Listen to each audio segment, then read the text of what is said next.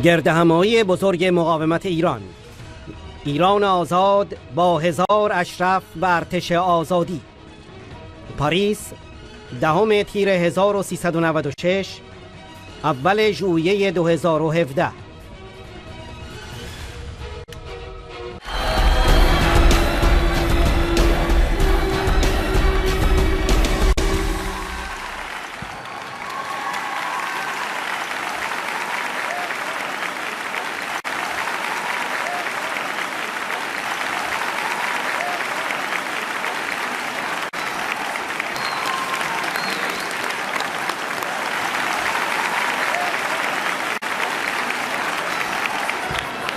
Dear Iranian friends, we came here from Poland to bring you hope, to add you courage in your fight for free Iran.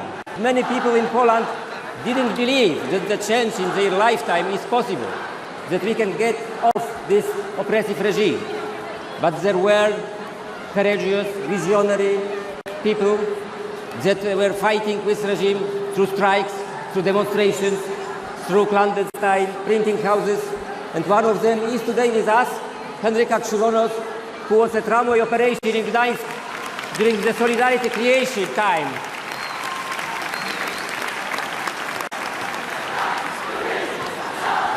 Let me comment on the European position on Iran. What worries me is this light approach to what is happening in Iran. All these small deals, small economic interests, small political contacts, myopic and shortcoming in the results. How can Europe be safe having in its neighborhood a regime that is supporting extremist regimes in other countries, that is financing terrorists, that is collaborating closely with the most dangerous and oppressive regime in North Korea? We came here to call for the end of the dictatorship regime in Iran. I do believe that Iran might be free, might be democratic, might be prosperous, might be country without death penalty, might be country friendly to their neighbors, and we came here to support you in your fight.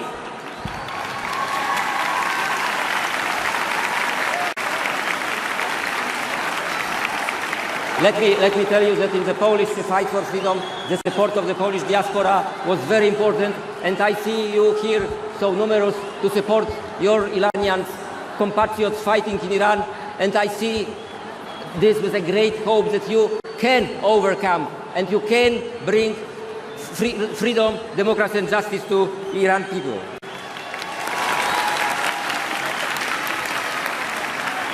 Let me make a small comment about the religion. Religion played an important role in Poland in mobilizing people. But our John Paul II Pope, who mobilized Polish people, he did it in the great tolerance to all other denominations. He did it in the spirit of tolerance, cooperation with other denominations. It is impossible to make the state oppressive because of religion beliefs. And this is not a way to go also for Iran. Religion is important, but when it is used for good purpose and not as a hidden instrument to oppress people.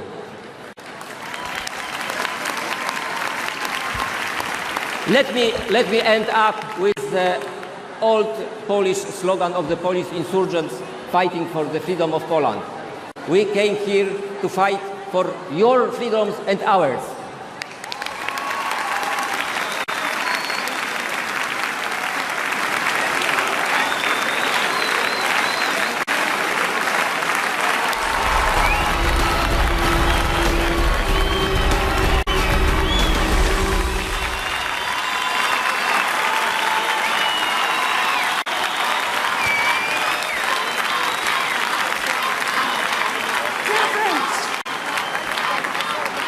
It's a great pleasure to be another year with you to celebrate this big gathering.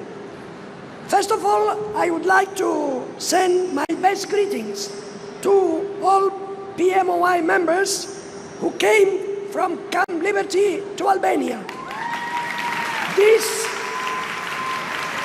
This is the first time we are together in this gathering with no concern about the safety of Ashrafis, and this is excellent news.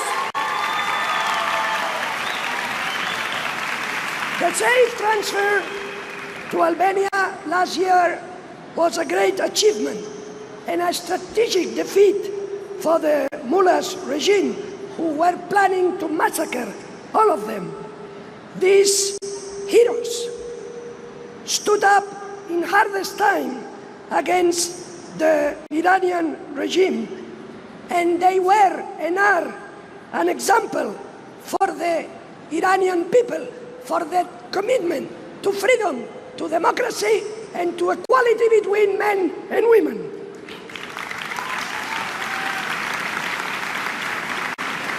My dear friends from Ashraf, dear Ashrafis, you are the real symbol for us today. And I feel deeply that fighting together with you against this totalitarian regime all these years has given to all of us a new meaning in our lives. Every day we witness more victories against the regime, new victories of the Iranian resistance. The great meeting today is a clear example that the NCRI under the presidency of Mariam Rajavi is the real alternative to the mullahs and the only real chance for democratic change in Iran. Western governments should recognize it and dialogue and cooperate with the NCRI because the regime has no future and does not have support inside Iran. The only way the regime keeps in power is repression and terror. If the Iranian people could express their will without constraint, the regime will not last for 1 minute.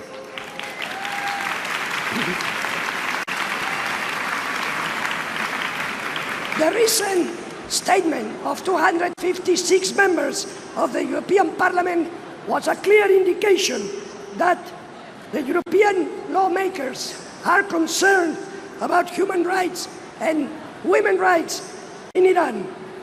They also call for the Revolutionary Guards to be in the terrorist list. It is time that the true terrorists are in the list.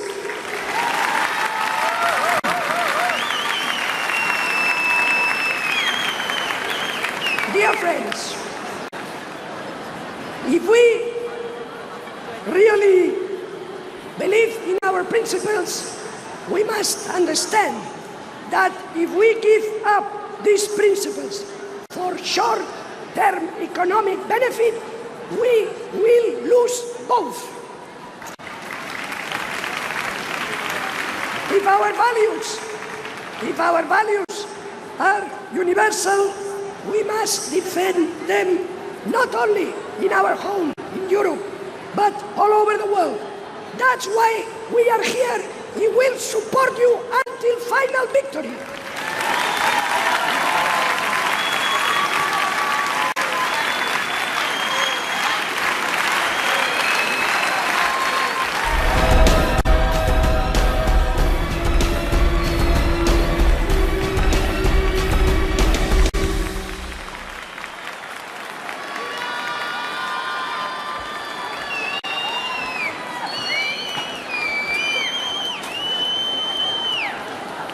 بسم الله. الأخت المجاهدة مريم رجوي،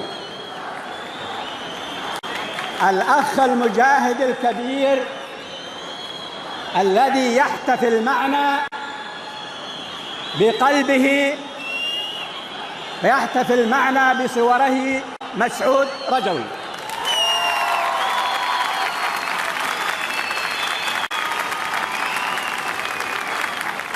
إخواني الأعزاء، كل الشعب الإيراني الآن معكم. كل يشاهد هذه المناظر الجميلة، كله يشاهد أبناء الشعب الإيراني، أبناؤه وكل الأحرار بالمنطقة والعالم إلى جانبه. السنة الماضية كما قال بعض الذين سبقوني تساءلنا السنة القادمة إن شاء الله نكون في طهران. صدقوني أن الموجودين الآن في طهران هم اللي في أزمة، وهم الذين يتقاتلون، وكل اللي تشوفوه الآن عن بعد هناك صراع، وصراع وصل إلى الذروة بينهم، لأنهم لا يعملون للشعب الإيراني.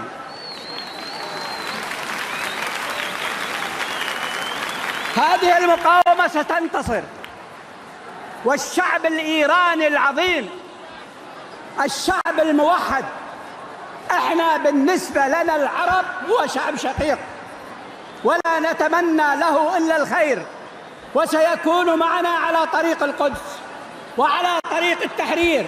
هذا شعبنا، هذا جزء منا، وسنبقى معه وسيبقى معنا.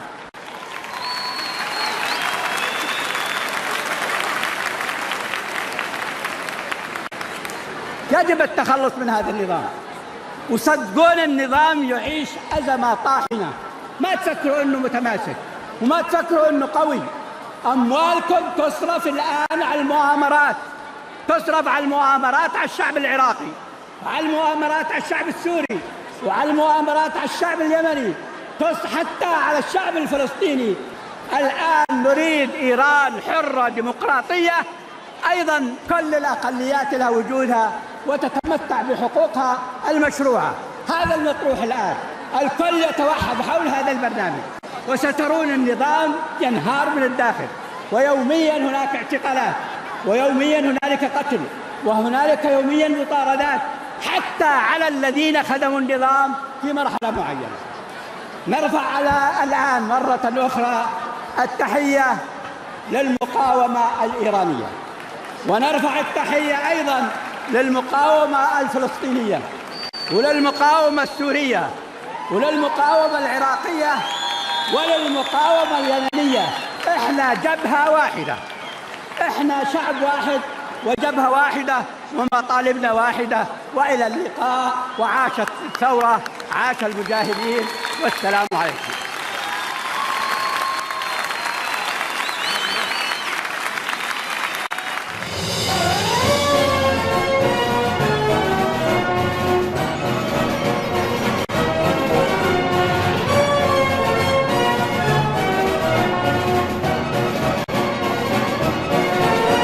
ایران زمین مهد مهراست، چون اختری در سپهر است.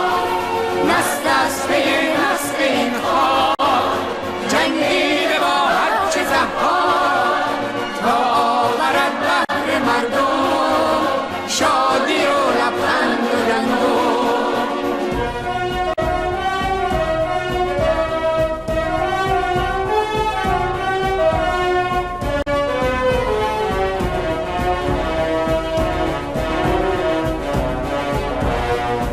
زمان برخاست گردی آرشی، یک زمان با برگ به پا کرد آتشی، یک زمان چون آری و برزن دلیر، تاخت بر اسکندرین ایران شیر.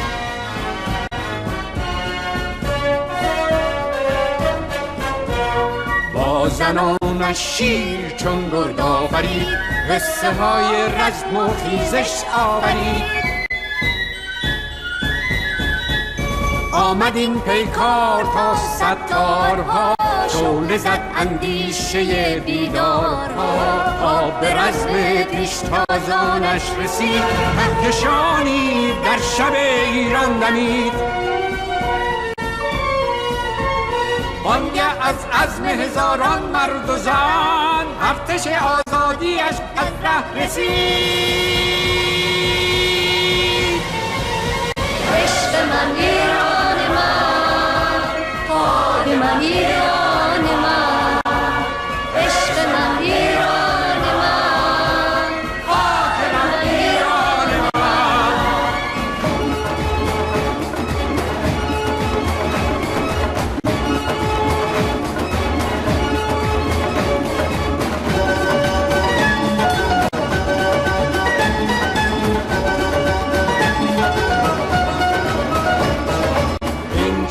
از چار سوی این وطن، مرد و زن و مابر و فرهیخته، هر کدام از عشق میهن دوستی، از تب عشق وطن انگیخته.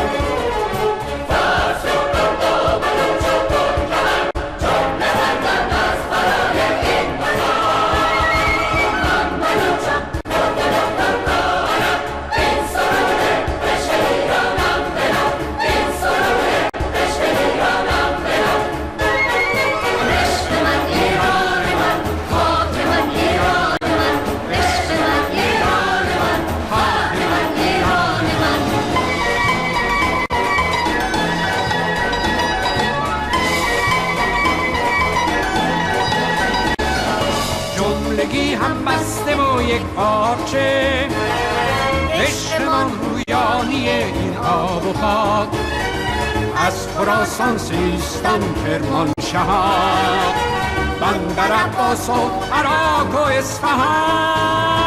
عشق من ایران من، خاک من ایران من، عشق من ایران من، خاک من ایران من.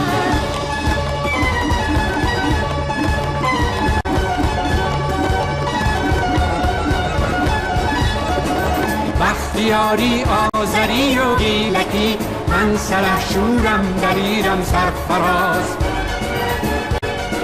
رایت آزادگی بر دوش من بوده در هر دوره‌ای در اهتزاز. هر زمان شهری و حقی شد به پا، تاخت بر بنیاد شیخان بیا.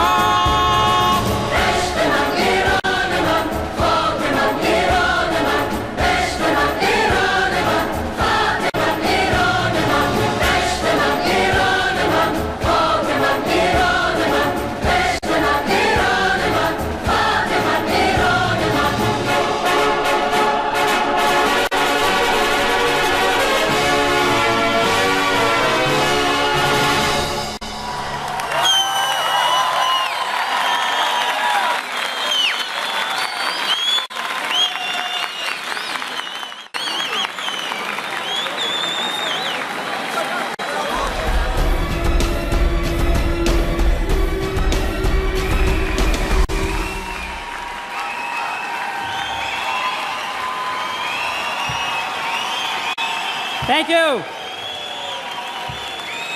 Thank you very much.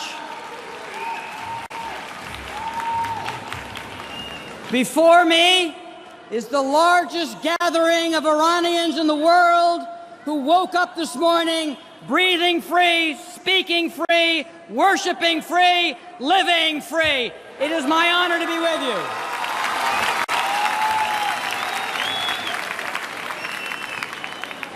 It is my pleasure to serve, to introduce to you people from around the globe who share this struggle, shoulder to shoulder, with the Iranian people fighting for freedom. But we must all be mindful that while this is the largest gathering of free Iranians in the world today, tomorrow morning, that responsibility rests on a brave few in Tirana, Albania.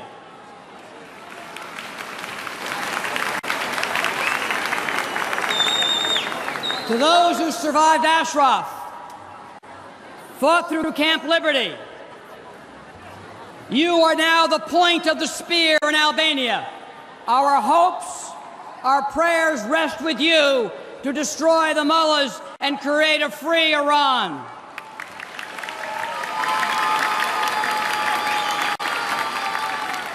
My friends, in Iran, the name Rajavi is synonymous with freedom and a hope for a better future. In America, synonymous with the fight against terrorism and for freedom is the name Giuliani. It is my pleasure to bring you the former mayor of the great city of New York, Rudy Giuliani.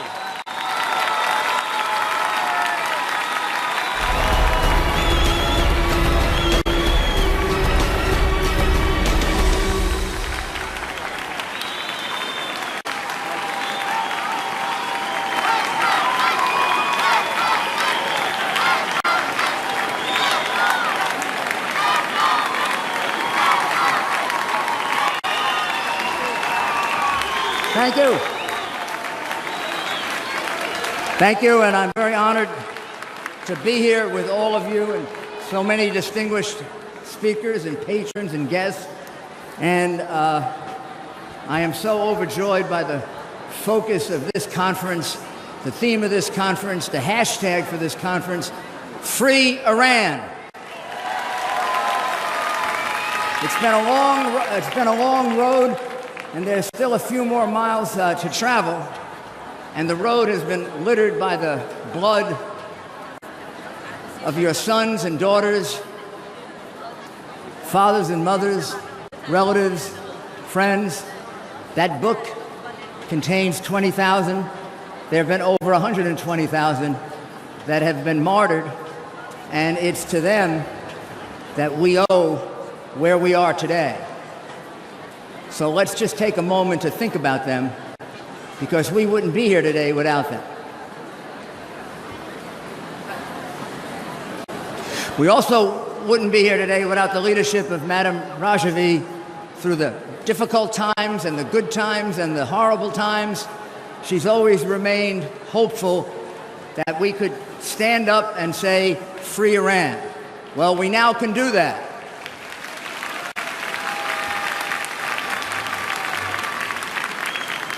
Our brothers and sisters that were kept in Iraq are now in Albania due to her efforts and the efforts of Senator Torricelli, Judge Mukasey, Louis Freeh, so many others that all worked so hard to get it done. And we want to thank the Albanian government, and we want to thank the Albanian people for their humanity, for their big heart, and for their decency.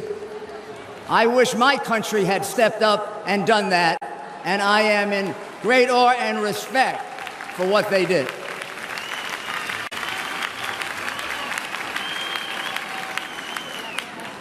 But due to all those efforts, we can now focus on something a little bit different.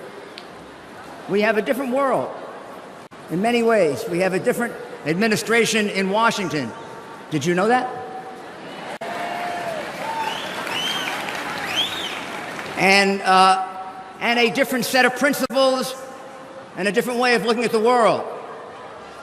And under President Trump's leadership, I believe he can help us rid the Iranian people of the oppression that has subjected them for so long.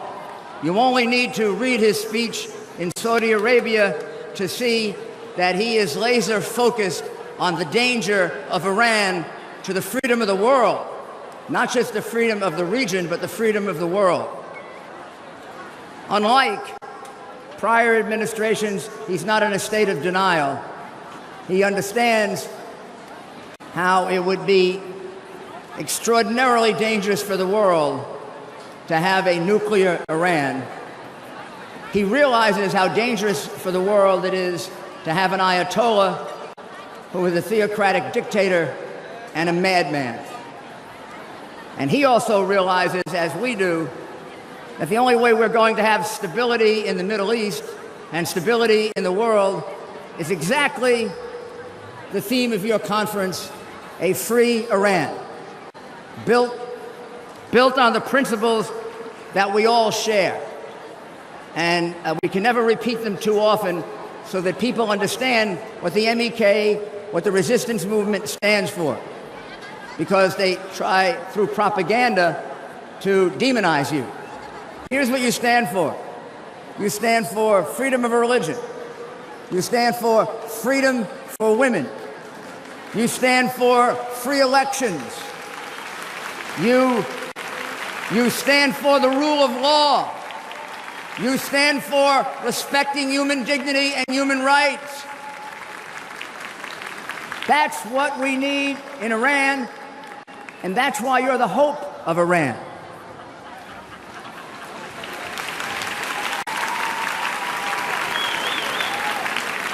So, finally, on this long road that we have, we can kind of see an end of it. We can finally, I think, see an end. I don't know when it's going to happen. I didn't know when the Soviet Union was going to fall, but I knew it was going to fall. I don't know exactly when this regime is going to fall, but I know it is, and I believe it's going to happen sooner rather than later, and I am very confident it's going to happen in my lifetime. And I'm not...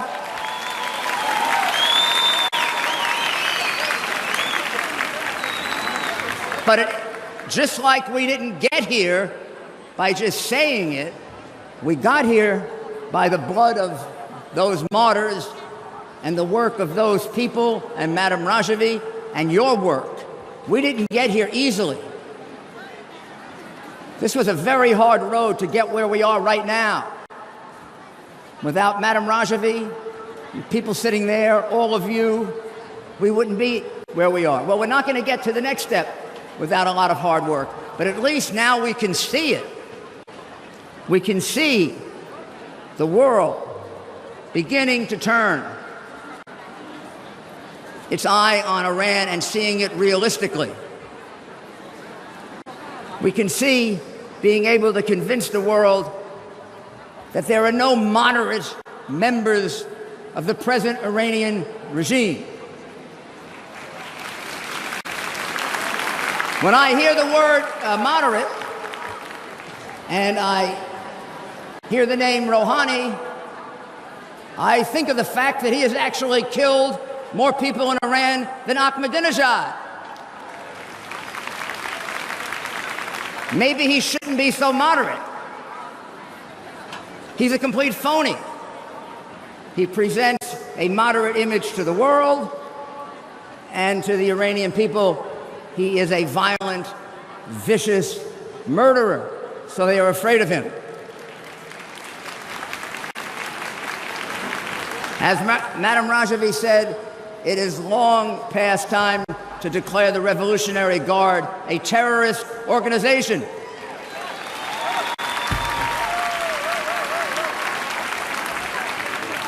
They have on their hands the blood of so many of your people, but they have on their hands the blood of my people, too, who they helped to kill in Iraq, and who they've helped to kill for years, and who they've held hostage. If they're not a terrorist organization, there is no such thing as a terrorist organization, and we should declare them a terrorist organization so we can cut them off for support around the world.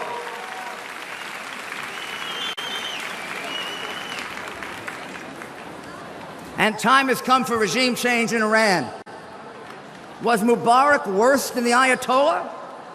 And we supported that overthrow, and the world community made the people who did that persons of the year. Was Gaddafi worse than the Ayatollah? He's a really bad man, but he had given up his weapons of mass destruction. He was completely neutered. He was kind of useless. And we got rid of him. The two of them together can't even come close to the number of people the Ayatollah has murdered, to the number of atrocities that he's performed, and to what the Iranian regime has done to its people and to other people, including my countrymen. And that's why there is nothing radical, there's nothing extraordinary. It's just a matter of common sense and self-defense that we say there must be regime change in Iran.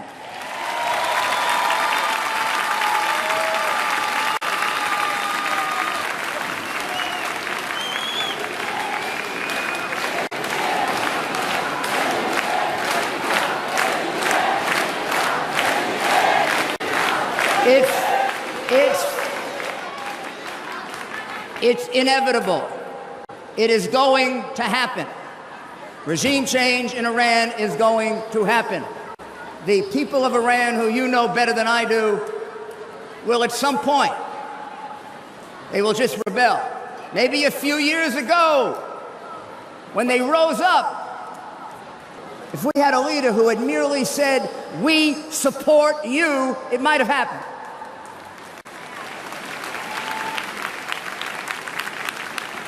Well, we support you.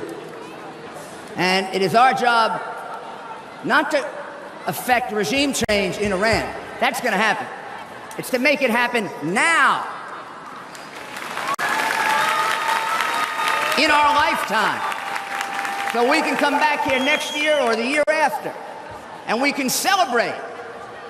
And we can celebrate in Iran, and we can celebrate all around the world a free Iran based on the principles that you and I and our countries share. We have an alternative.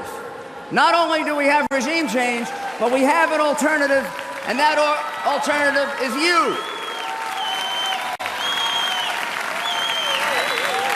It's a democratic alternative. It's a force for change. It's well organized. It has popular support, and it has a vast network of supporters. And whoever doesn't believe that, I ask them to do two things. Take a look at how many of your fellow compatriots are murdered by the regime. Think of how frightened the regime in Iran is of the MEK. That will tell you how strong you are. And second, come and look at this gathering from all around the world.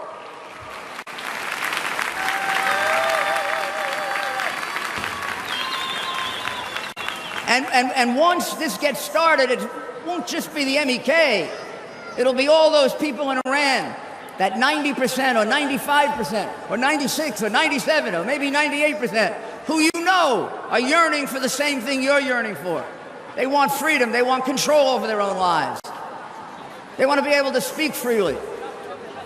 And they want to practice their religion the way they want to, not the way the government tells them. You know your own people better than I do. And you know that's what's in their heart.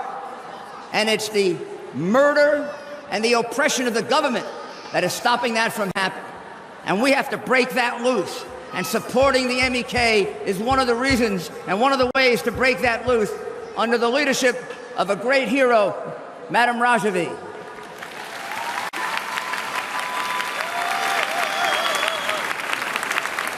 So, I'm here today much happier than any time I have been here, because we no longer have some of our brothers and sisters stuck in Iraq. And again, thanks to the good-heartedness and the wonderful spirit of the Albanian government and people, we can say to them, you're safe. I'm happy that I'm here today because I truly believe what I've said and what Madam Rajavi said and what many of the speakers are going to say, that a free Iran is on the horizon. But I'm happiest to be here because finally I can say, and I can probably say this with a good deal of authority, that the government of the United States supports you, we're behind you, we agree with your values. The government of the United States understands the danger of Iran. The government of the United States will not allow Iran to become an empire in the Middle East. And the United States of America will not allow Iran to become a nuclear power under any circumstances. This is the first time I could stand here. This is the first time I could stand here and feel proud of my government. Every other time I stood here, I was embarrassed for the cowardice, for the denial, for the unwillingness to see Iran for what it was. And finally, I can stand here and say, you, I, my government, and your leadership, we see Iran in exactly the same way. The regime is evil, and it must go. Free Iran!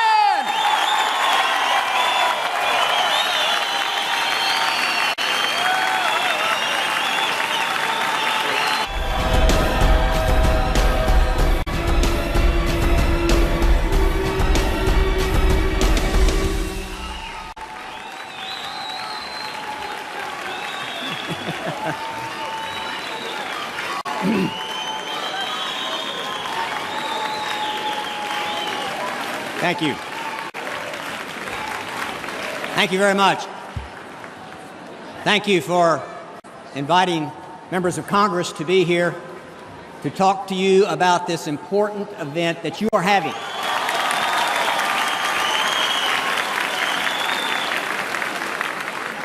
We are in a fight for the most important thing, freedom.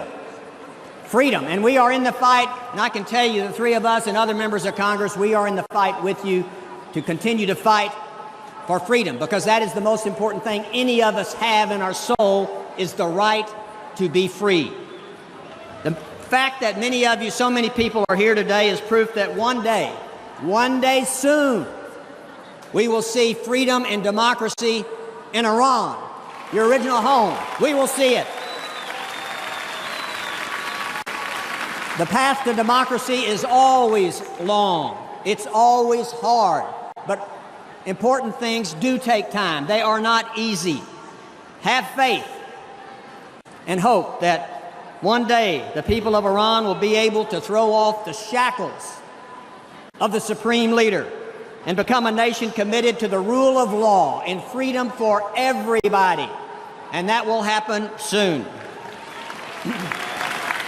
You've come a long way. There's Iranian dissidents and exiles, 2.5 million throughout the world. And I think we have all 2.5 million right here in this room, it seems like. For years, Iranian dissidents were stuck in Camp Ashraf. And then they were told they had to leave Camp Ashraf for their own safety, and they were sent to Camp Liberty. And when I was in Iraq, myself and other members, Dana Rohrabacher from California, we wanted to go see Camp Ashraf. We wanted to see what it was like, because we were hearing all kinds of things. And we knew there was something wrong with the government of Iraq when Maliki said, "You're not going to a Camp Ashraf." In fact, he tried to kick us out of the country when we wanted to go and see what was taking place for ourselves. The MEK was at the control of really Iran when they were in those two camps. And during that time, no one ever thought that the MEK would be delisted as a terrorist organization. We had to fight the State Department. We had to fight the mullahs in Iran. But I'm here to tell you today that was successful, and we were able to get the delisting of the MEK.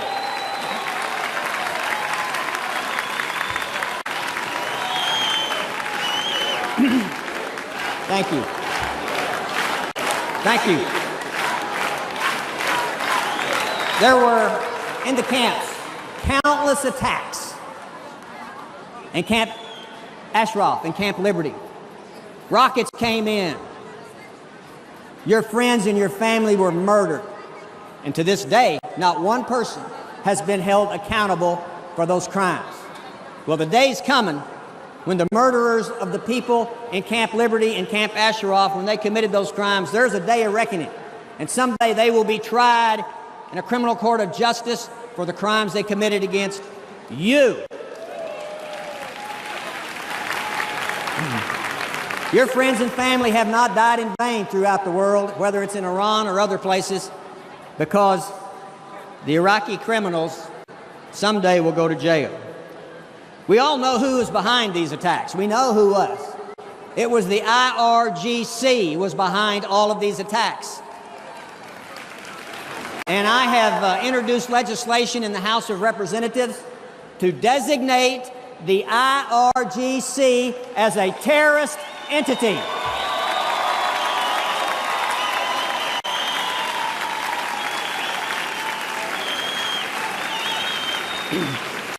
And we will get that done, I can assure you. The good folks, and some of them are here, who were in Camp Ashraf, Camp Liberty, and finally resettled out of the country. No one ever thought that would happen. We were fighting the State Department, we were fighting the United Nations, but it happened. And resettlement took place in Albania. And the plan was that the folks in the camps, when they would be resettled, they would be able, or they're responsible for paying for their upkeep, so to speak, and their survival in Albania. And there was $500 million that the Iraqi government stole. And they have that money today. And I can tell you that we are working through our UN ambassador and the UN to get that money back from Iraq and send it to the folks who are in Albania today.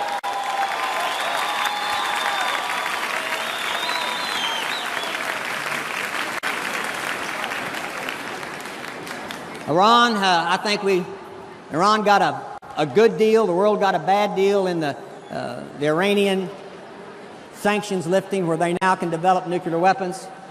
But we can overcome that, because I think before they get to the point where they actually have nuclear weapons, there's going to be a regime change in Iran led by the people of Iran in Iran to change that situation.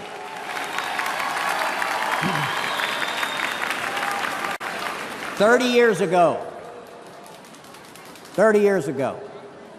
many of you over here, you millennials as I call you, you weren't even born.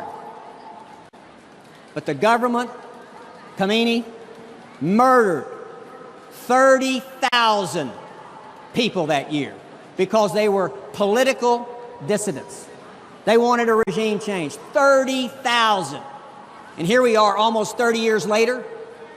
It's time to have a day of reckoning for those people that were murdered. And it is the responsibility of you young people over here to avenge the murder of those people, your families, 30 years ago.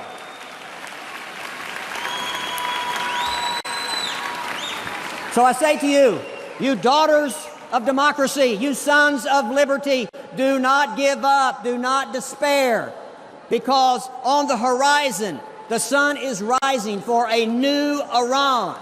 And as the sun rises, it gets brighter and brighter, because hope is brighter for that feeling and thought and belief of freedom. Freedom in Iran. And so I encourage you young people and the young people of Iran, because it's always been the young people who have led the fight for freedom throughout history. And that is your responsibility. And to those young people in Iran, remember that. Take to the streets and make sure that the Ayatollah knows that you want a free and independent country and free elections. This Tuesday is an important day in our history in America. It's an important day in world history, because on July the 4th, we will celebrate Independence Day. Independence from tyranny. Independence from people telling us what to do. And so as we celebrate in the United States Independence Day, we will think about independence for Iran so that they can be a free people. And the day is coming when the mullahs will reap what they have sown. They will be held accountable for their crimes. They will be tried in the international courts of justice. And the people of Iran will be free. Do not give up. Be strong and courageous. Be bold, because it's important. And that's just the way it is. Thank you very much.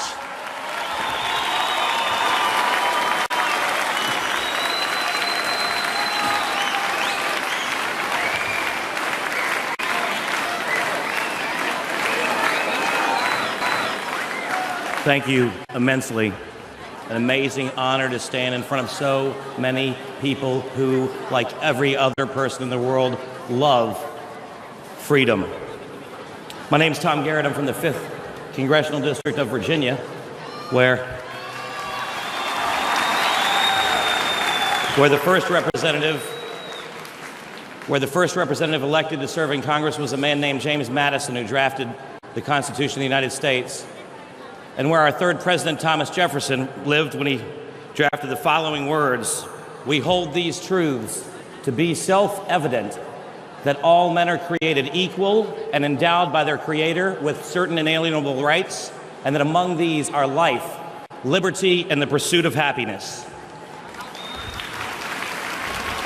The world needs to know the scope and scale of the oppression of the Iranian regime. The world needs to know.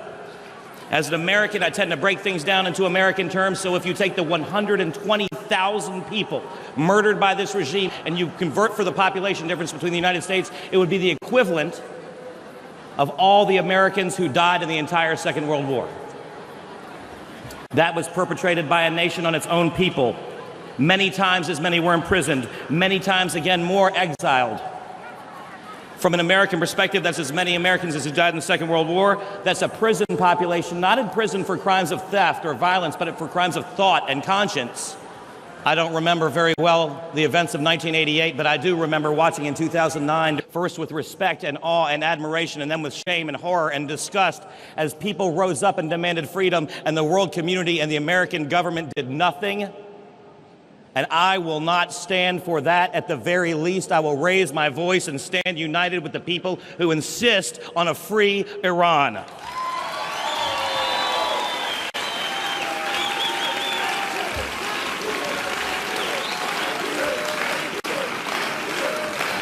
I didn't go to Congress to watch. You didn't come here to watch. I came to change business as usual. You came to change business as usual. Let us put our friends and our enemies on notice alike. We are many, and we will prevail.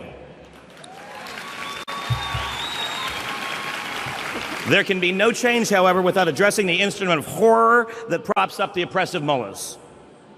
The IRGC must be eviscerated. I thank Congressman Poe, Congressman McCall, my colleagues, for the IRGC terror designation bill.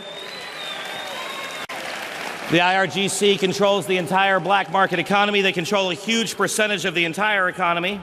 They use those monies to fund terror literally across the globe, to oppress voices of dissent in Iran, and to kill Iranians in their own streets.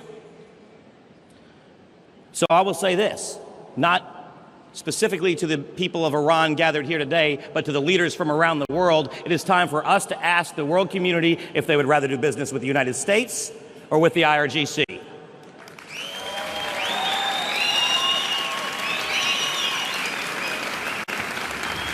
And so in the spirit of universal brotherhood and respect for all peaceful practitioners of all faiths, I'll leave by adapting a historical phrase.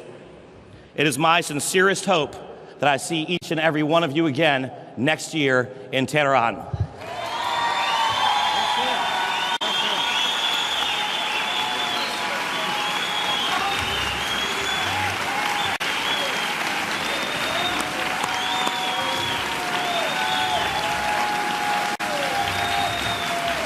Good afternoon. I'm Congressman Robert Pittenger from North Carolina. I want you to know something today. The American people love and support the freedom-loving people of Iran.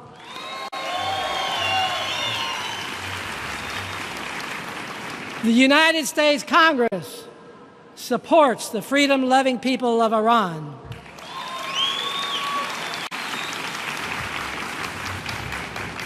What I would like to ask you today, are you ready to hold the mullahs accountable? Are you ready to hold Khomeini accountable? Are you ready for regime change? Are you ready to get rid of the greatest sponsor of terrorism in the world? Are you ready to restore freedom to Iran? Are you ready for honest elections? Are you ready for religious freedom in Iran? Now is the time. When our forefathers met 241 years ago this time, they pledged their lives, their fortunes, their sacred honor for a declaration of independence, for a new America. Yes, from that we found life, liberty, and the pursuit of happiness. And that's what we want for Iran today. So I want you to know, as your brother, your friend, I'm a Christian, I'm a follower of Jesus Christ, I respect you. And we stand with you, we work for you, we pray for you. God bless you. Free Iran!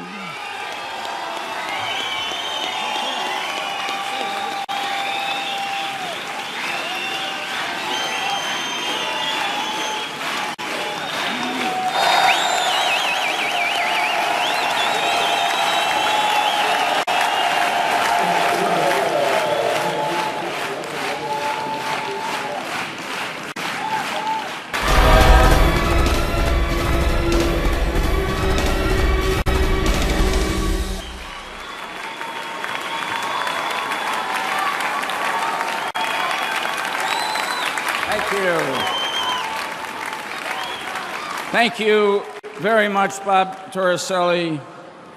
Madam Rajavi, honored guests from around the world, ladies and gentlemen, I am thrilled to be here once again to join with you in the resistance to the evil regime that dominates Iran today.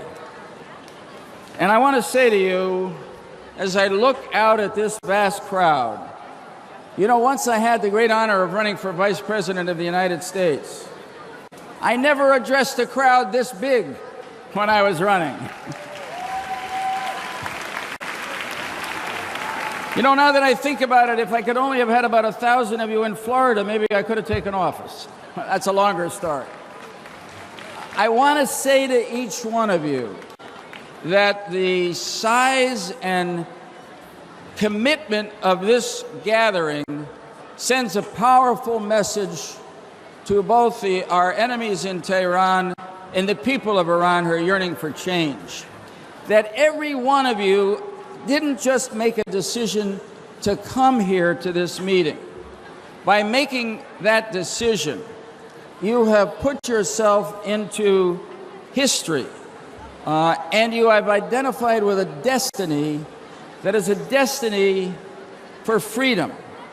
One of the great freedom fighters in American history, Dr. Martin Luther King, said, "The moral arc of the universe bends slowly, but it always bends toward justice." I want to say to you today that the political arc of the universe may bend slowly, but it always bends toward freedom.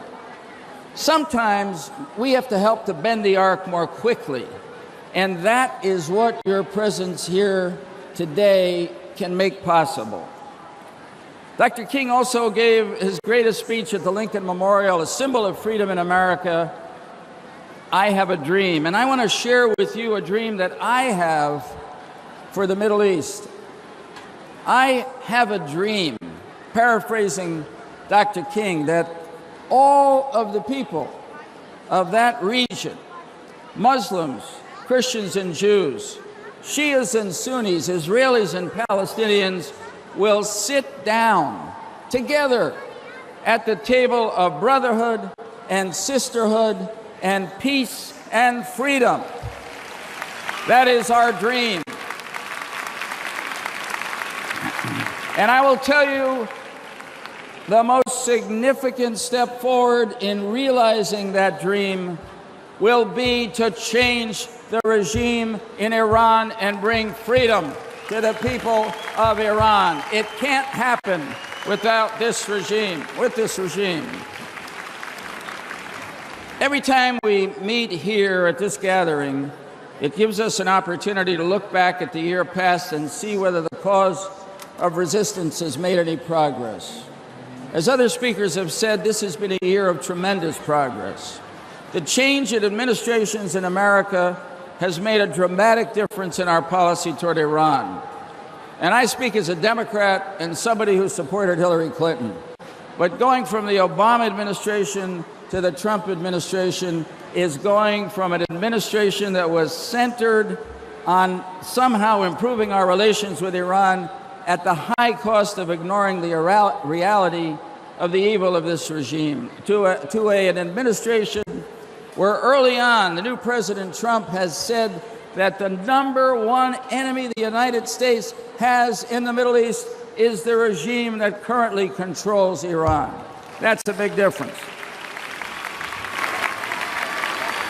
The second difference, and I don't have to say much about it after the extraordinary words of His Royal Highness Turkey, is that the Arab nations, they're more active diplomatically and militarily as part of a resistance against the regime in Iran than we've ever seen before. The one thing that hasn't changed in the Middle East is the behavior of the regime in Tehran. I know President Obama felt that if we negotiated the nuclear agreement with Iran, they would become more moderate. They haven't. Their aggression continues throughout the region. Their support of terrorism, which has killed so many, including many Americans, continues. Their repression of the human rights of the people of Iran continues. You know, a while back, Baghdadi, the leader of ISIS, declared a caliphate of Islamist extremism in the Middle East and said its capital was in Raqqa, Syria. As you know, ISIS is now being pushed out of that capital, thank God. But Raqqa was never the capital of Islamist extremism and terrorism. The capital since 1979 of Islamist extremism and terrorism has been in Tehran under this extremist regime. And that is why it's got to go. But some things have changed inside Iran, and that's at the level of the people. You can never suppress a people. You can never enslave a people forever. The people of Iran, inside Iran, have shown the courage to rise up. In the past year, as you know, there is a social movement that has adopted the cause of bringing to light what happened to the 30,000 Iranians, mostly members of the MEK, who were massacred in 1988. One day, just as there was in South Africa after apartheid ended, there will be a truth commission in Iran that will reveal the horrible truth of what this regime did. To just talk about that, to hold Madame Rajavi's picture up in public places is a sign of the unrest of the people and the growing confidence of the people that change is near. The same is true of the remarkable public disagreements between the various leaders of the country. In the United States, we're now doing a review of our policy toward Iran. It is time for America and hopefully some of our allies in Europe to give whatever support we can to those who are fighting for freedom within Iran.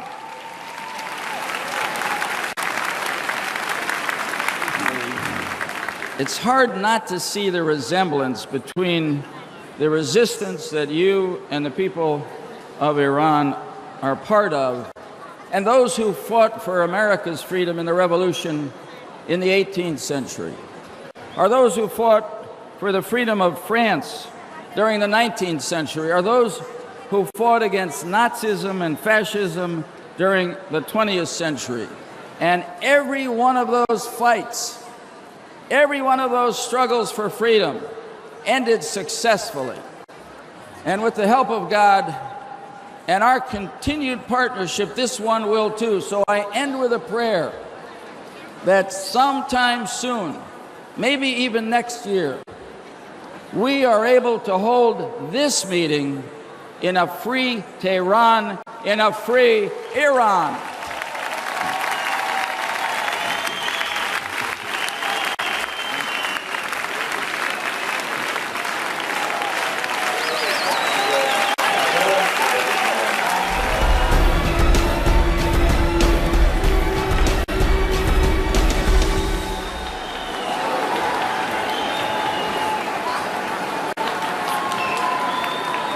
We are all in agreement. You deserve to be free, independent, and democratic. We are that, that's for sure. But I'm feeling lonely after an army of MP, British MP, American MP, and the next German MP. But you are in France, and thank you for coming. So, I'm very pleased to be with you for, I don't know how many times, but every year it's a sort of family meeting now for democracy and for a free Iran. Allow me to say some sentences in English, then after to turn to France. I want to congratulate and I pay respect to this fantastic Albanian people and the representative of the Albanian government, because they were the only one to welcome the people from Ashraf and Liberty. So thank you for that, Albanian people. People of Iran have been suppressed for 38 years. 38 years. Suppressed by a theocratic regime, Islamic extremism and fundamentalism, meanwhile, were coming. Why? Because its current form, it started with the regime of the Ayatollah. The regime of the Ayatollah is the base of extremism. So, people of Iran are very right and deserve to get at least a better regime. They deserve to have freedom and democracy. They deserve to have free election through which they can elect their true representatives and not those who have been elected by the supreme leader. Okay, you will be. And as they all said at this podium, change in Iran will open the way to end the extremism in all the region, the extremism born in the name of Islam throughout the region. This is not because Islam is a good ground for terrorism. These people are using Islam as a tool for extremism and murdering. So please, you have not only your role and the necessity of changing Iran, but changing Iran is certainly the beginning of a real change for democracy in the whole region. And another time I want also to congratulate Madame Rajavi, because it's always a lesson. It's a lesson of political truth, talking in the name of the Mujahideen. Madame Rajavi is a good example. This is not only the good example, but the beginning of a real perspective to change the regime for democracy. An Islamic lady to be president of Iran should be the beginning of a huge, immense change. So, another time, Madame Rajavi. So, another time, Madame Rajavi. Another time, congratulations and thank you. Muslims who are calling for gender equality, separation of region and state, religion and state. We have the example of what Madame Rajavi said. And another time, for the third time, thank you. Dans mon pays, dans le passé, vous avez été victime des manœuvres les plus diverses et les plus fausses.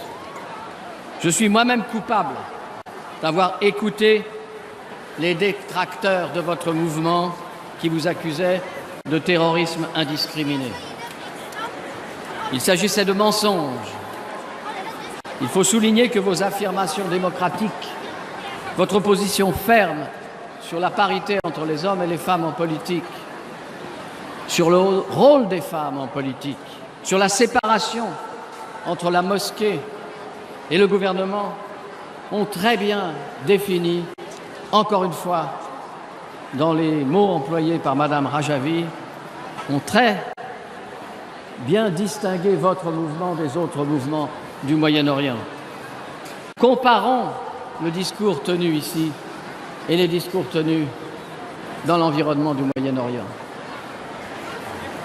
Mais à chaque veille de votre grand mouvement annuel, des milliers de gens qui viennent de toute l'Europe, le gouvernement de Téhéran tente de dénaturer votre mouvement. Et cette fois, comme par hasard, hier, le ministre Sharif a été reçu au Quai d'Orsay. Loin de moi l'idée de dicter sa conduite à mon ami le ministre Le Drian, excellent ministre de la Défense et maintenant ministre des Affaires étrangères. La France, vieille république et pays démocratique, a le droit de recevoir qui elle veut. mais peut-être aussi le droit de choisir son moment. Or, recevoir M. Sharif la veille de votre grand mouvement, je trouve que c'était mal choisi.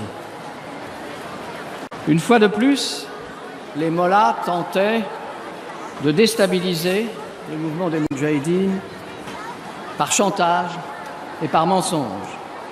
Mais il n'y a pas eu, et je m'en félicite, de communiqué publié ni par le Quai d'Orsay, ni par Matignon, le Premier ministre, sur la visite de M. Sharif, et je suis heureux pour cela. L'Iran des mollahs, je termine, est impliqué dans toutes les guerres de la région. Impliqué dans la guerre de Syrie, impliqué en Irak, impliqué au Yémen. N'oublions pas ça. Je suis très partisan des démarches en faveur de la paix. Je suis très partisan d'essayer de trouver un chemin pour la paix dans la région, mais pas à n'importe quel prix. Pas avec une alliance qui, au contraire, menace cette paix et maintient cette guerre, et je pense très singulièrement à M. Bachar el-Assad. Voilà. Cette paix à laquelle j'aspire, à laquelle vous aspirez, à laquelle l'Iran aspire, et surtout, dans votre pays, l'Iran, ne se fera pas sans démocratie. Et en donnant, encore une fois, autant d'ampleur à votre mouvement annuel, vous avez l'occasion de le prouver en exigeant ce que vous faites, des élections libres, pour un Iran libre, comme je le disais at the beginning of my non-speech. So, vive le peuple d'Iran, vive votre mouvement, à bas le pouvoir de la théocratie et vive la démocratie. Merci.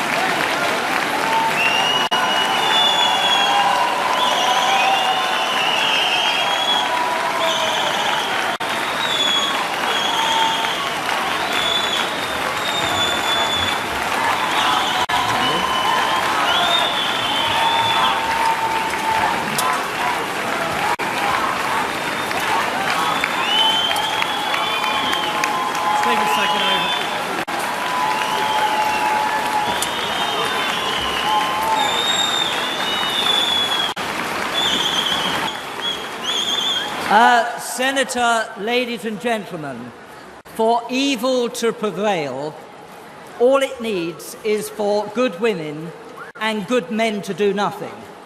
Now, the British delegation joins with you today at this inspirational rally to make sure that something happens.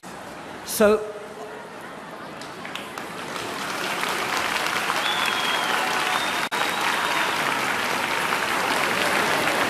but ladies and gentlemen, this year is different from past years in that the Iranian regime, particularly its leader Khomeini, has been severely weakened, as you've heard from many of the previous speakers.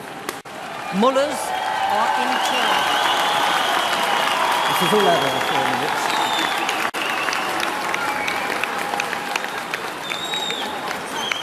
Mullahs are internally and externally very isolated. In Iran, society is in an explosive state. People are crying out in the streets for change. The Iranian resistance is expanding its activities inside the country. Internationally, it has emerged as the only democratic alternative to the theocratic regime. So, ladies and gentlemen, today we do not want to talk about condemnation of the mullahs' crimes. We want to talk about regime change, which is at long last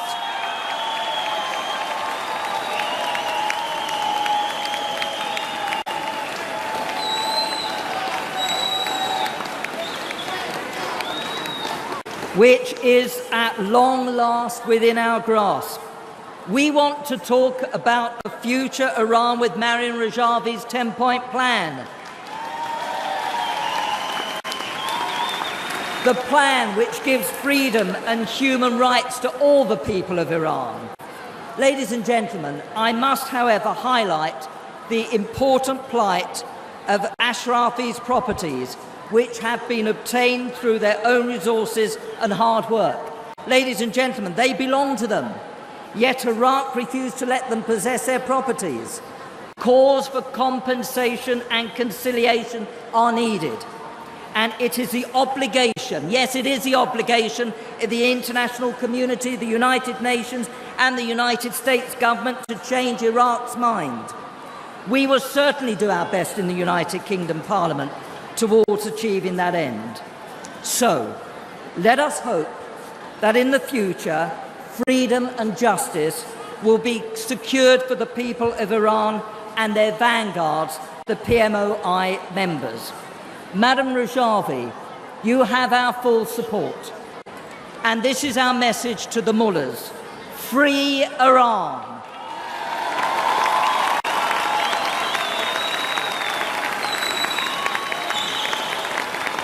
Colleagues, what is our message? What is our message? What are we going to do? So, ladies and gentlemen, regime change. Ladies and gentlemen, I would like to introduce my colleague and friend, the Right Honourable Teresa Villiers.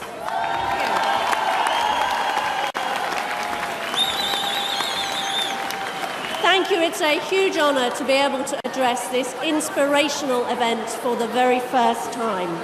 I have the very highest regard for the British Iranian community in my constituency in Chipping Barnet back in England, and I thank them warmly for the support that they've given me.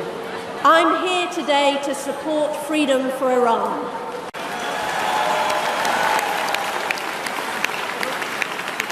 And I'm here with my colleagues from across different parties in Great Britain to pay tribute to Mrs. Rajavi and to pay tribute to her for the lead she sets promoting justice for the Iranian people and a peaceful and democratic future for Iran.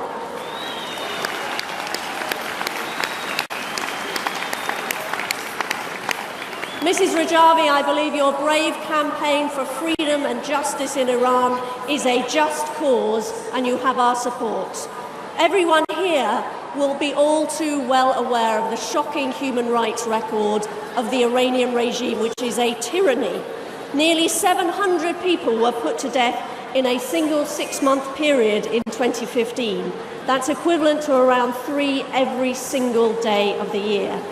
And sadly, we all know that the Iranian regime leads the world in the execution of children. It's believed that at least 73 juvenile offenders were executed in the 10 years between 2005 and 2015. We all know that members of minority faiths like Baha'is and Christians face oppression and discrimination. And as many speakers have highlighted today, it is also high time that women in Iran enjoyed freedom and equality once again. I'm told that by the NCRI that around 2,000 women a day are arrested for failing to comply with the country's dress code. This is completely unacceptable. Ladies and gentlemen, friends, this regime is a deeply repressive one which brutalizes much of its population, and its pursuit of dominance in the region is a continuing source of instability in the Middle East. It is the world's leading state sponsor of terrorism, providing financial and material support to a range of lethal, violent, extremist terrorist groups. So the Iranian regime is responsible for many lives lost and families bereaved, both within its own borders and beyond. Ladies and gentlemen, it is truly a source of evil in the world, and I sincerely hope that one day the people of Iran will be able to free themselves from its grip and together build a brighter future based on the principles of freedom of democracy. And I believe that Mrs. Rajavi and the National Council for Resistance in Iran will be at the forefront of that long road to freedom, and I wish you well with the important task ahead.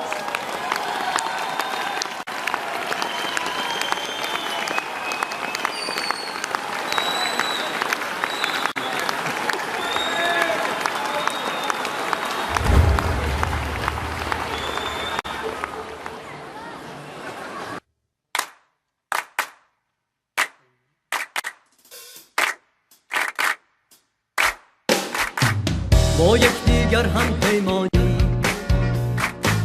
ما از آزادی میخوانیم، در پیکاریم از شورانگیز با ضرباهنگی یکسانیم.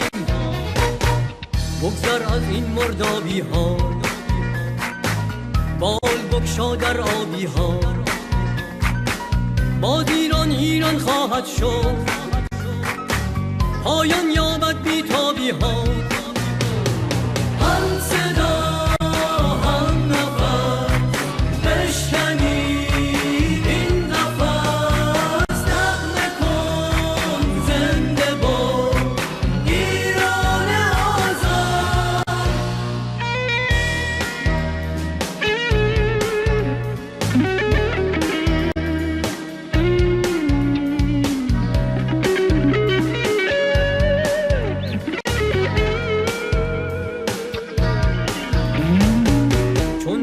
سرشار باران بارآور شو سبز و رویان، بگذر از ایران با شادی، ای آزادی ای آزادی. با یکدیگر هم پیمانیم ما از آزادی میخوانیم، در پیکاری بس شورانگیز با ضرباهنگی یکسانیم. هم صدا هم نفس بشکنید این نفس، نغمه کن زنده باد ایران آزاد.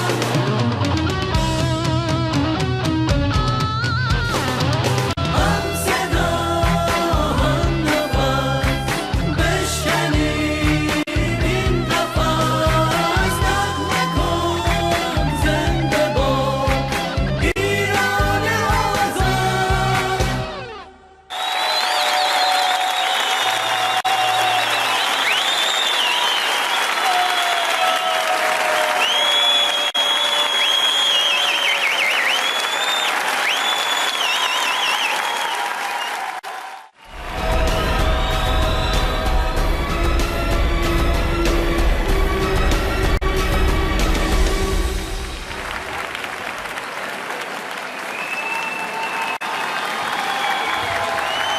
Thank you very much.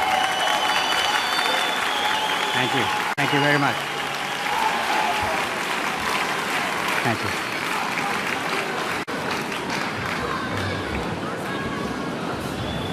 بسم الله الرحمن الرحيم، والصلاة والسلام على سيدنا محمد وعلى آله وصحبه أجمعين. السيدة مريم رجوي، دولة الرئيس أحمد الغزالي، أيها السيدات والسادة، السلام عليكم ورحمة الله وبركاته. يشرفني أن أشكر لكم دعوتكم لي مرة أخرى للمشاركة في اجتماعكم السنوي، هذا المنتدى الذي يلتقي فيه أبناء إيران الذين تركوا إيران من ظلم حكم ولاية الفقيه، مع ممثلين من كثير من دول العالم التي عانت من إرهاب هذه الحكومة التي هي أكبر راع للإرهاب. إن هذا اللقاء هو لتذكير العالم بجرائم هذا النظام ضد مواطنيه وضد جيرانه وتهديده للأمن والاستقرار الإقليمي والعالمي. أيها الأخوات والإخوة، ذكرت لكم في لقائي بكم في العام الماضي أن ما يجمعنا بكم ليس فقط الجغرافيا، وإنما تجمعنا بكم أواصر العلاقات الإنسانية.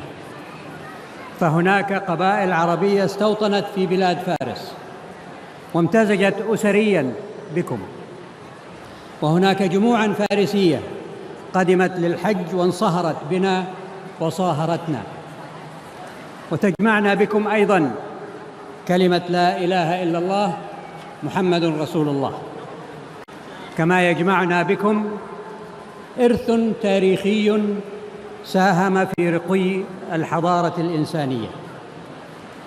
فقد كانت دول مجلس التعاون في الخليج الفارسي وجارتها إيران تعيش في حالة تعايش حتى جاءت ثورة الخميني في عام 1979، وتبدلت الأحوال من تعايش مشترك رغم وجود بعض الاختلافات إلى سعي الخميني وأتباعه إلى استبدال منطق التعايش بالصدام وما عرف بسياسات تصدير الثورة، حيث تم استبدال منطق الدولة بمنطق الثورة الذي يخفي وراءه رغبة توسعية جامحة.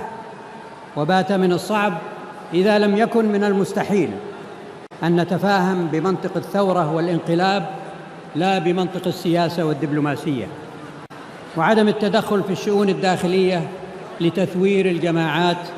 وأصبحت الاستراتيجية الخارجية لقيادة ولاية الفقيه هي إحلال فكرة الانقلاب والاضطراب على فكرة الاستقرار. عاش الخميني خارج بلاده بين 1963 و1979 بسبب وضعه السياسي وروح التحزب الذي لا يختلف فيه عن سائر جماعات الإسلام السياسي ذات الروح الانقلابية والرغبة في الانفصال عن جسد الدولة. وهناك في النجف عاش ليبث تعاليمه الثورية التي جمعها في كتاب عنوانه الحكومة الإسلامية، شاهراً فيها فكرة ولاية الفقيه على الأمة. أيها الإخوة والأخوات، لقد رفض كبار المراجع الشيعة هذه الفكرة، وبيّنوا أن فكر الخميني يتعارض مع ثوابت فقهاء الشيعة الإمامية، سواء كان ذلك في إيران حيث المرجعية والحوزة الشيعية في مدينة قم، أو في العراق حيث المرجعية والحوزة الدينية في النجف، وأينما وجدت المراجع الجعفرية. من الحكايات عن الخميني إبان معيشته في النجف حين كان يشاركه الغرفة أحد الدارسين في الحوزة الدينية هناك، وقد ملأ البعوض فضاء الغرفة، فاقترح زميل الخميني أن يأتي بالمبيد الحشري للقضاء على البعوض، لكن الخميني تلبس حالة صوفية وورعاً مصطنعاً كان يعيشه قبل الثورة، فرفض الفكرة وقال إنها أرواح مخلوقة لا يجب أن نتحمل قتلها، فاستعمل عباءته بطردها من فضاء الغرفة.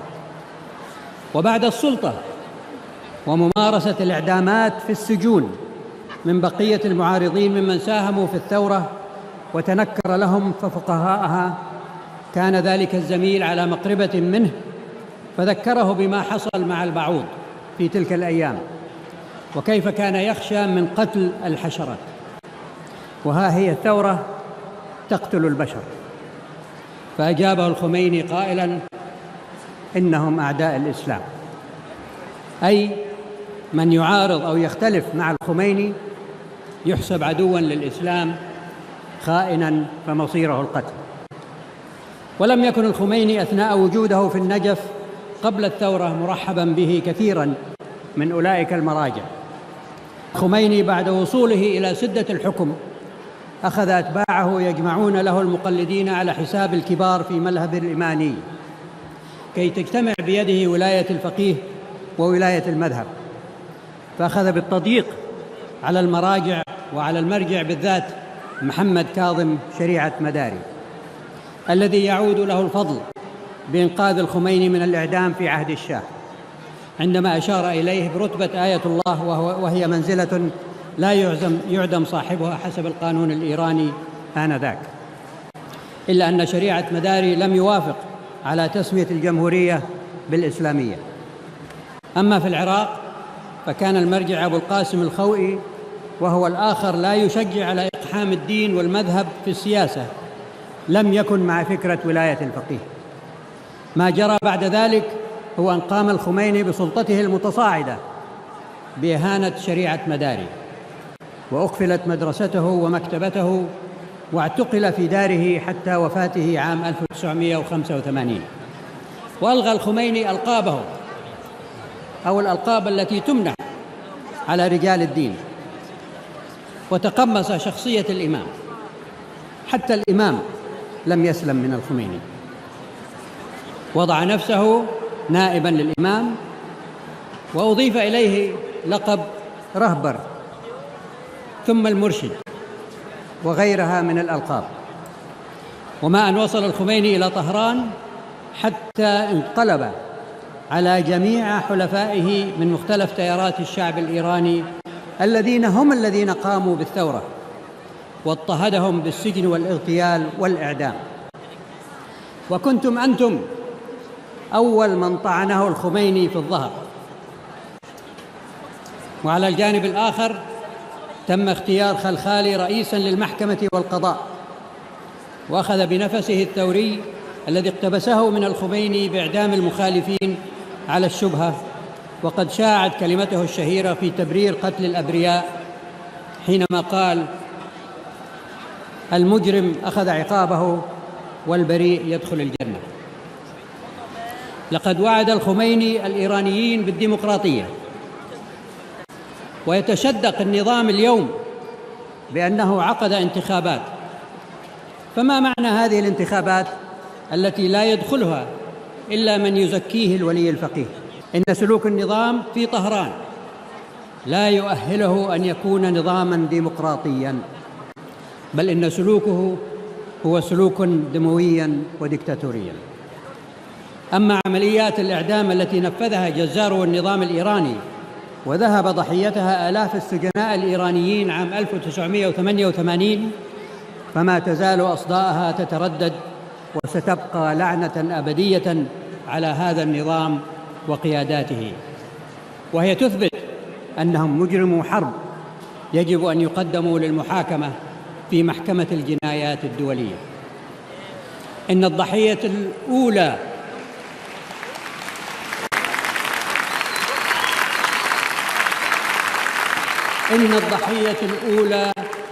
للخميني وأتباعه هو الشعب الإيراني الذي ذاق فويلات أفكاره المريضة، وما زال يئن تحت وطأة هذه الأفكار في نظام ولاية الفقيه. ولقد باتت ولاية الفقيه بحاجة إلى أزمات متواصلة لكي تبقى وتعيش. ولذلك حرص خليفة الخميني على وجود ميليشيات رديفة لجيوش العواصم التي تهيمن عليها قوات الحرس الثوري كالحوثيين في اليمن وحزب الله في لبنان والميليشيات في سوريا والعراق، وإخضاعها للتجربة الإيرانية مع الحرس الثوري، فتصبح خيوطاً في أصابع الولي الفقيه الذي منحه الدستور الإيراني التي خلفه الخميني الصلاحيات المطلقة. أيها الأخوات والإخوة،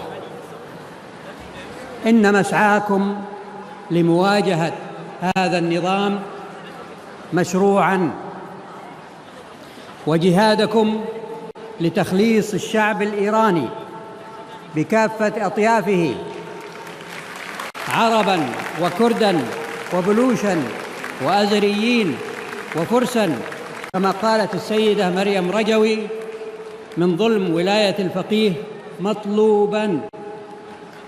فعلى بركة الله سيروا، وسدد الله خطاكم. وتحية إجلال لشهداء ضحايا الخميني وخليفته، ليس فقط في العراق وسوريا والجزيرة العربية وأينما قتلوا في شتى أنحاء العالم، ولكن أولاً وآخراً لشهداء الشعب الإيراني العظيم. وشكراً. أكرمكم الله. شكراً.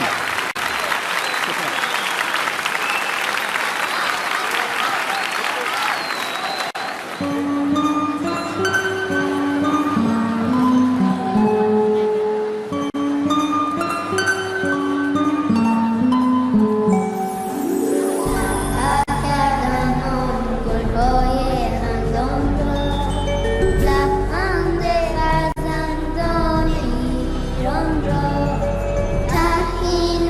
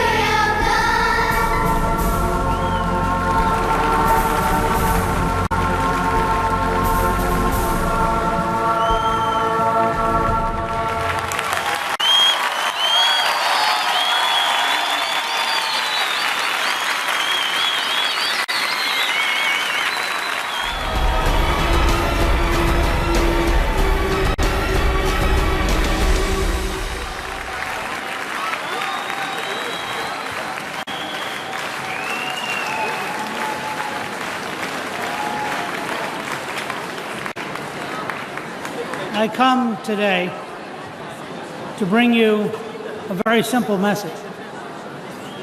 Iran must be free.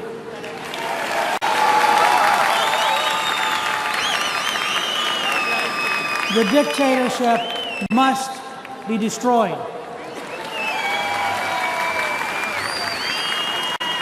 Containment is appeasement, and appeasement is surrender. The only practical goal is to support a movement to free Iran. Any other goal will leave a dictatorship finding ways to get around any agreement and to lie about everything. After all, a dictatorship that appoints as its justice minister someone who killed 30,000 people is telling you everything you need to know about the core nature of the dictatorship. This is a regime which thinks it's justice to kill 30,000 people. This is a regime which thinks it's justice to have an election where no one is allowed to run. This is a regime which threatens all of its dissidents, all of its critics, with jail at best and death at worst. So let's be clear, what is at stake? Now, I want to take you for a moment on a detour, because I used to teach history, and sometimes history can teach us.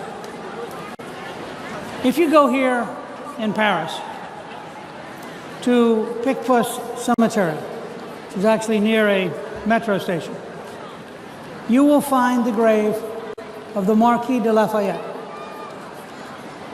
100 years ago, this coming July 4th, General Pershing, the head of the American Army in World War I, went to Picpus Cemetery, to the grave of the Marquis de Lafayette. And he said, "Lafayette, we have arrived." And what he was saying was that the French defender of freedom, the young man who in many ways was George Washington's favorite, had come to America 140 years earlier to ensure that French aid would help the Americans win their freedom. And we valued Lafayette so much that if you come to the United States House of Representatives, where I was once Speaker, you will see only two paintings in the house: George Washington, the father of our country, and the Marquis de Lafayette. Now, why do I share this French-American story with this group? Because what Pershing was saying was that freedom is indivisible, that we had an obligation to return the great debt to France that they had created by helping us become free. And today I'm here because, as an American who believes that every human being on the planet deserves the right to pursue happiness that is given by God, the right to be free, every human being is an American concern.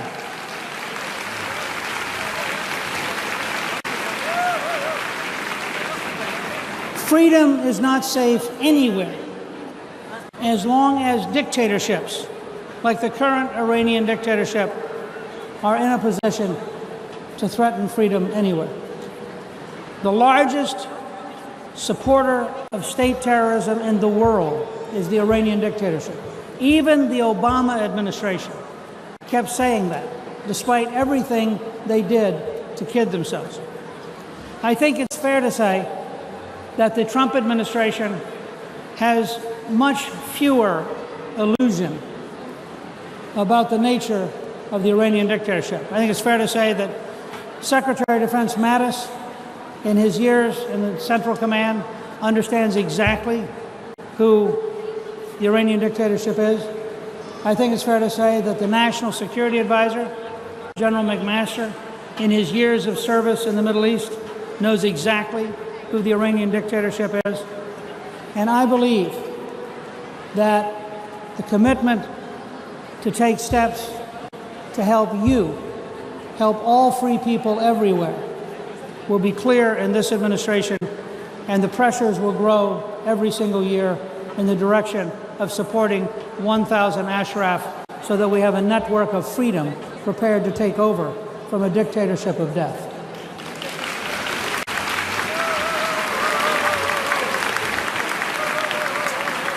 I've come here several years, and I have been impressed with the growth of the movement, the dedication of the movement, and I've been impressed with some victories that are very real. The 3,000 people you just saw in Albania are an enormous victory over the dictatorship. Remember, I watched for several years, and I was part of the group that would write letters and try to get the government to move. And under President Obama, that was extraordinarily difficult. People who knew the story, people who'd been involved. And the dictatorship was determined to kill everyone. And when they failed, they now have 3,000 warriors for freedom in Albania who understand that we have to replace the dictatorship, and that is a serious defeat for the current leadership in Tehran. Now, it goes deeper. Freedom ultimately involves charismatic leaders who communicate both a sense of hope, a vision of a better future, a moral cause, and an ability to connect with people. In our country, that was George Washington and his young supporter, the Marquis de Lafayette. In Italy, it was Garibaldi. I can tell you from years of having come here that in history, that the name of your president-elect, Mario Draghi, will go down in the same tradition of fighters for freedom as Washington, Lafayette, and Garibaldi.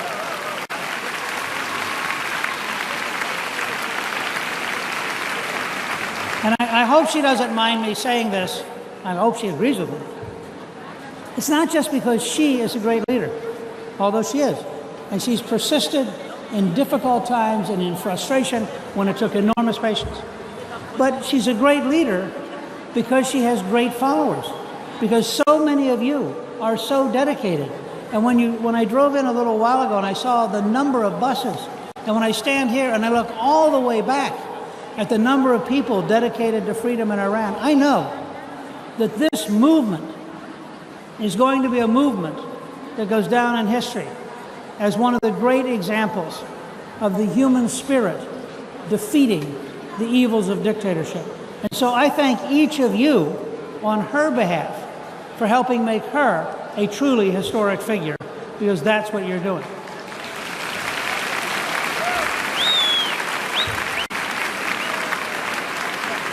But of course, what ultimately makes someone historic is winning. And so we, all of us, have an obligation to recognize that while you have a great interest in winning, because it's your country, we in America have a great interest in winning because freedom is threatened everywhere as long as this dictatorship stays in power. And so we are allies just as much as Washington and Lafayette. We are committed to the same side. And I'm here with my fellow Americans to pledge to you that we are going to take the story of a justice minister who kills 30,000 people.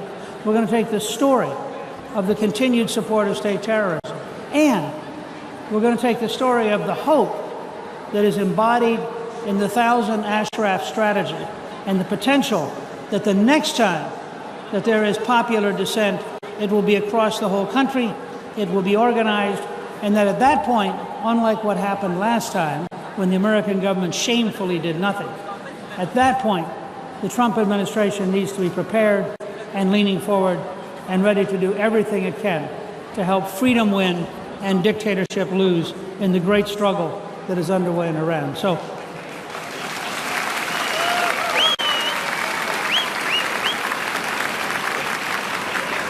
I just want to close with this thought for some of you who may sometimes get weary, frustrated, wonder if anything will work. freedom comes with enormous effort, and it doesn't come quickly. When George Washington agreed to serve as a commander of the American Army, he spent 8 years in the field and 2 weeks at his home at Mount Vernon. For 8 long years, he fought the British. And a number of times, we were almost out of money. Sometimes we were almost out of troops. We were on occasion almost out of ammunition. And yet there were enough people who believed. At his worst moment, we were down to 2,500 troops, a third of whom had no boots. They wrapped their feet in burlap bags, and they left a trail of blood as they marched. And they won probably the most important victory the day after Christmas, 1776. And if they had not won, the revolution might have collapsed. Now, I say that because I look out at this crowd. You must have 40 times as many people here, 40 times, as Washington had in his entire army the night they crossed the Delaware. Think of that. You are mobilizing by your courage and your dedication and your commitment, and you're talking with other people. You're mobilizing an army, a bigger army than we had when we fought for our independence. And this army is bigger than the people in this room. I know, I see them all across America. So I believe we will win. I believe we will win together. I believe we will win for freedom. And I believe you will someday be proud to say, you were part of what freed Iran. Thank you, good luck, and God bless you.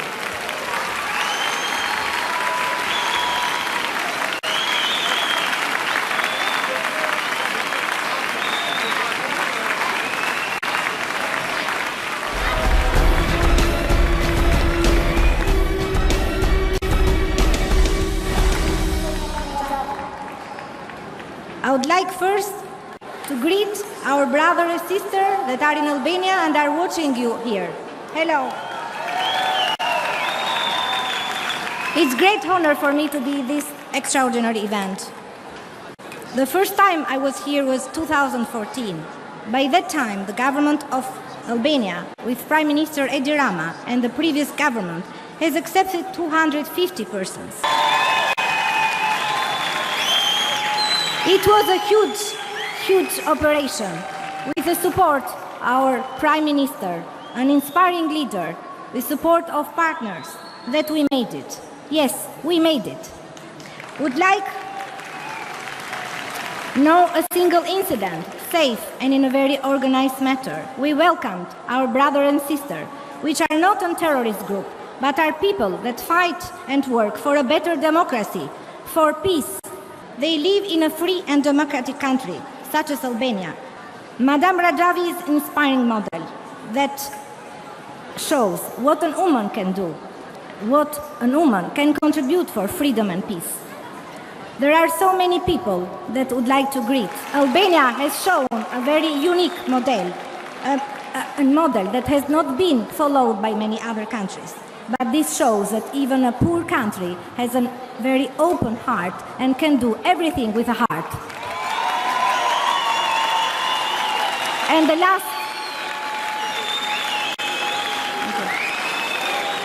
last thing, as George Washington has said, liberty, when it begins to take roots, is a plant of rapid growth. And this is the work that make people do. It is a rapid growth that will grow and grow and will never stop. Thank you.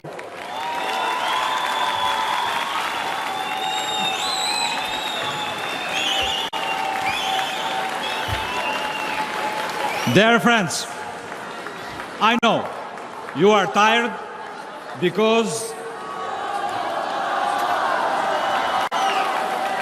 I know that it's very difficult to speak after all these special friends that speak before.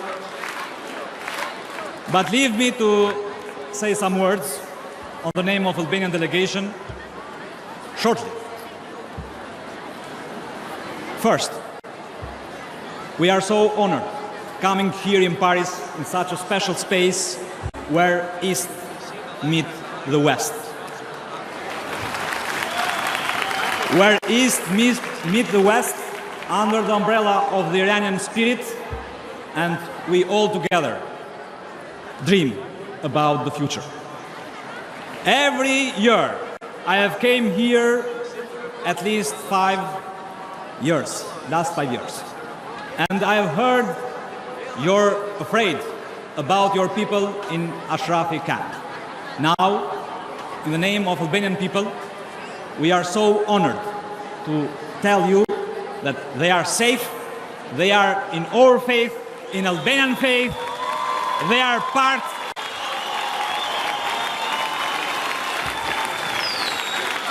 part of our home, and we all together are here for a simple reason. Words are words.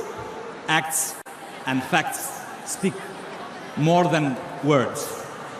The Albanian acts are telling you, my friends, that our relation between Albanians and Iranians now have a very special quality. They are Albanian citizens, they are refugees that came from Ashraf, but they are part of the Albanian family.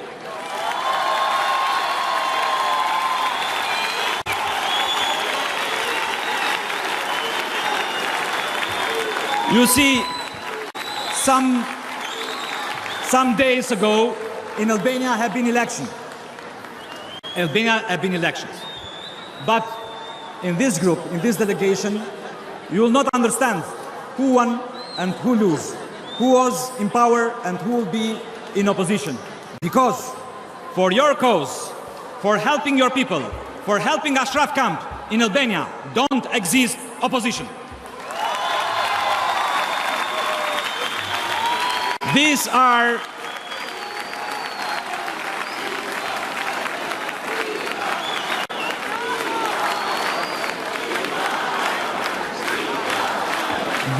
the words that came from the heart of each of us. But the view that you have seen in the screen, thousands of people in Tirana applauding the meeting here today, speak more than everything, more than every speech, speak the truth, the real truth. That you never, ever will be tired. You will wait till to the last, because you are not the survivors. You are the example. What can happen when a man, when a woman, when a sister, where a parents, where the kids believe to the relations with the truth, believe to the freedom. Thank you very much.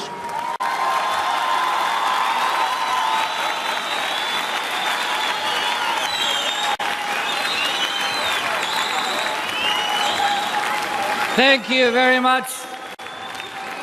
It's a great pleasure and honor to be with you today here once more. Every day that goes through, I'm more convinced and honored that as Albanians who have taken the right decision to make you part of our family and part of our country.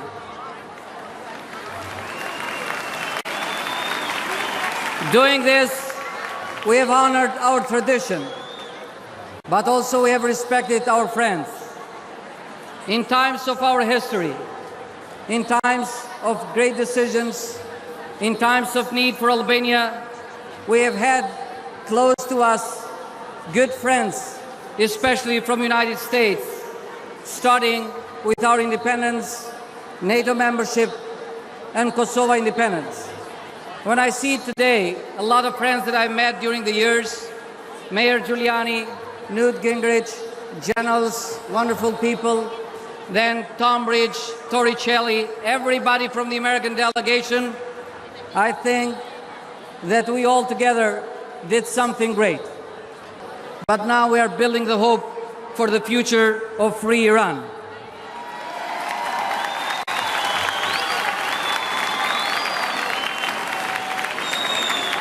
Now it's time to stand all together and do the best for free Iran and help that we all together work for the people of Iran.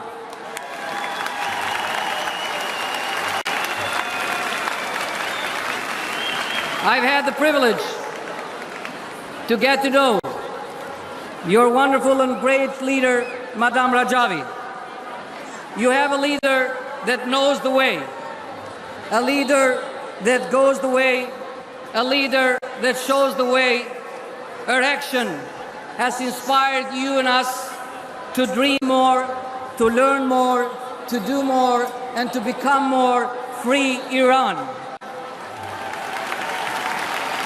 To love your nation and to love Iran as your family. More I get to know you, more I love you. More I get to know your history, more I get to know your history, my heart is filled with pain, but also my spirit is filled with hope and all together to work for the future. More I meet and listen to you, I see that future belongs to the people that fight for the right cause. God of life and liberty is the God that we all have to pray.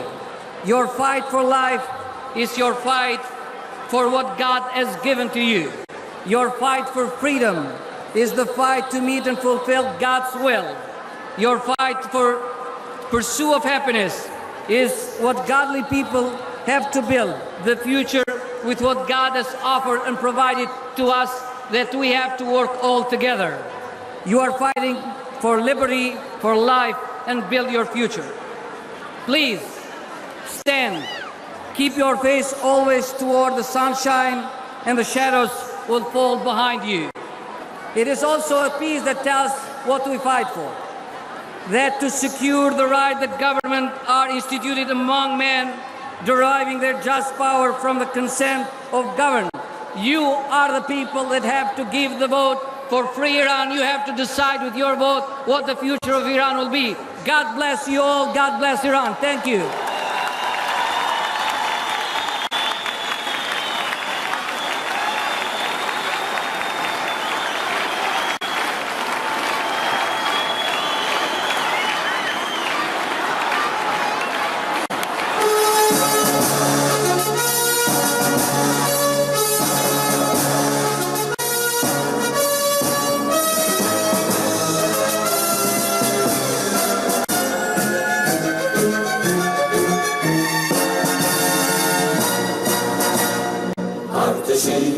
تواناتر از پیش میرسد بی امان گذشته از خویش لحظه لحظه آزمونش و ایمان هرچه میرود عزم او شود بیش لحظه لحظه آزمونش و ایمان هرچه میرود عزم او شود بیش